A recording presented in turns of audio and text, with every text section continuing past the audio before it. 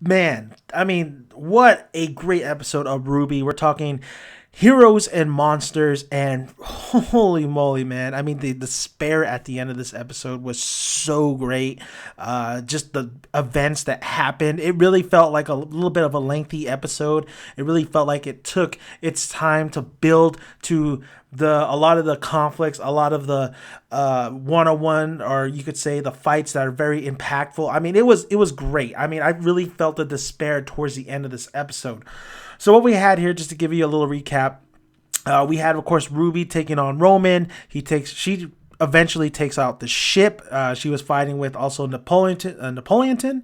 I think it's Napoleon. She takes out the ship, so all the little robots and stuff are down. I mean, a lot of the groups, like a lot of the hunters and huntresses, were having a lot of problems with those robots and those that army that. Of course, the general created, that we find out the general is actually half cyborg himself, which is crazy. Crazy. Of course, he's alive. I knew he was going to be alive, so I knew he was not going to die. But RWBY did her job. And I will say at the beginning of this episode, too, because there was a little bit of... I felt like the animation wasn't as clean as it should have been. But with individual fights, when we got to Velvet, and I'll get to that in a moment. And we got to RWBY, and we got to Cinder. No, well, not Cinder, but we got to Adam, we got to Blake, we got to Yang. Those fights and Weiss, those fights really, it started getting better and better and better. And especially with RWBY's fight, I really liked the color scheme and just the overall how that RWBY fight went. Boy, man, Velvet's fight, like, she comes in because, like I said, the hunters and huntresses are having a lot of trouble with this army, this like robot army.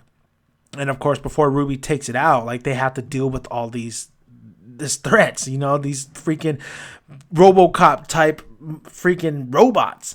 And Velvet comes in, and Coco's like, "Oh, Velvet, do your thing." And Velvet just like kicks ass out of nowhere, man. I did not expect that from Velvet, but Velvet was laying some stuff down. And my girl RWBY, like, Roman's like, I love this expression. He's like, he was so pissed when he found out that it's RWBY. He's like, "Oh my God, her again?" Like, it was so funny seeing this expression. Now, Ozpin, Jean, and Pierre are off to go to the Maiden Amber. And of course, Amber is either, I think the whole thing was Amber, they're going to take the life of Amber, and the rest of her life was going to transfer into Piera. But actually, it seemed like when it first started going, and Ozpin's like, "Oh, are you ready?" Like, it seemed like she was going to give her life to Amber. Like, I was kind of really confused by that. Of course, Jean was like, what the fuck's going on? Because Piera's like screaming, she's hurting. We have that going on. And of course, Cinder gets involved, kills one of the maidens, takes away her power, and now Cinder has Amber's power, which is crazy. Like, I was like, damn.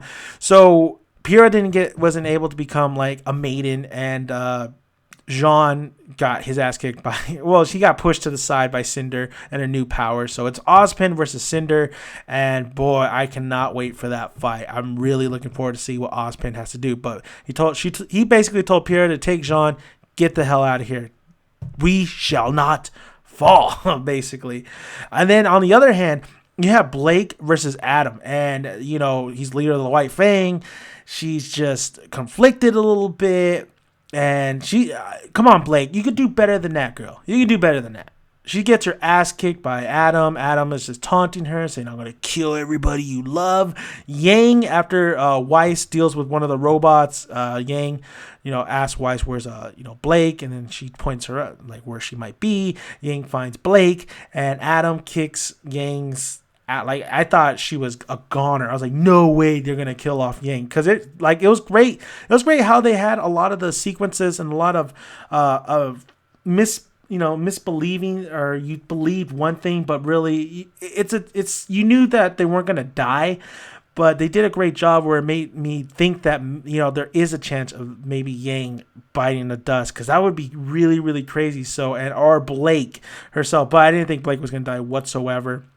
But they did a really good job of doing that. So I felt like that whole situation with Yang, Blake, and Adam, I felt like that set the tone, that set the mood, and then Cinder versus Ozpin is really, and that whole situation set the tone, like really took it to another kind of level, because she's like, you could feel it. You could feel that tension between Ozpin and Cinder. So that's what I really like about this episode, and that's what I really liked about Adam versus Blake, Adam versus Yang. Of course, Blake and Yang are able to escape somewhat. I mean, Adam is on the trail, but great things are happening. I really did like this episode. I felt like it started pretty good, and then it just got stronger and stronger. You could feel the tension, you could feel the conflict, you could feel the just depression of it all. You could feel like there was despair. That's what I love. I love to feel that these characters are in danger, that there is a little bit of despair, that who knows? You never know. I mean, even though you know 100% that Yang's not going to die, because she's like one of the most popular characters and she's, on RWBY's team. But you just never know. I mean, she could be the common of the team, just saying. But really did enjoy this episode. I hope you guys enjoyed it as well. Like the video if you like it, and always push that subscribe button for more videos, and comment below. Thank you guys for listening. I'm Dan, aka Daniel's son, and I'm out of here.